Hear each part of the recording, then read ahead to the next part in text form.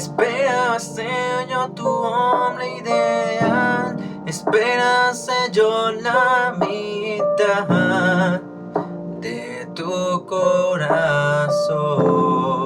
Sé tu felicidad y amor. Sin embargo, sé que me demoré. No llegué a la hora que acordé. Yo me di y decirme a mí mismo. Fui yo que se cayó al vacío. El resto de mi vida me toca soñar.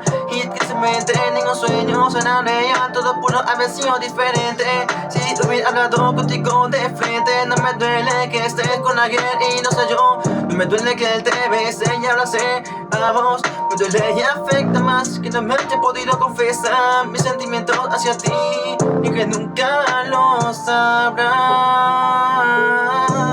Igual lo entiendo, fui yo quien se ganó este lamento.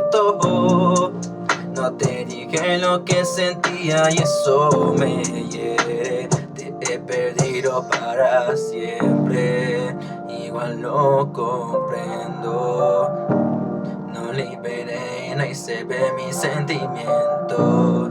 Para mí no habrá te quiero ni beso, solo un dolor del infierno.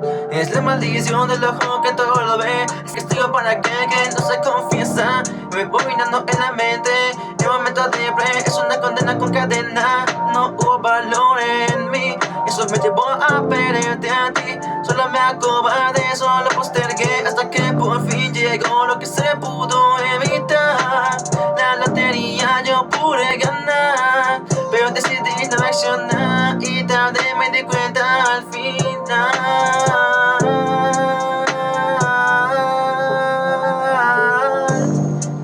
Cuando te vi con él, entendí muy bien que ya no te iba a tener,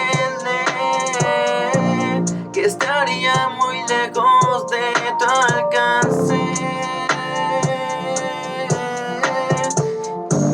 Igual lo entiendo, fui yo quien se ganó este lamento.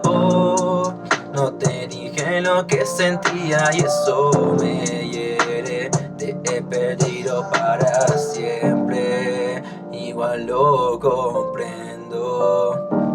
No liberé y no hice ver mis sentimientos. Para mí no habrá te quiero ni beso, solo un dolor del infierno.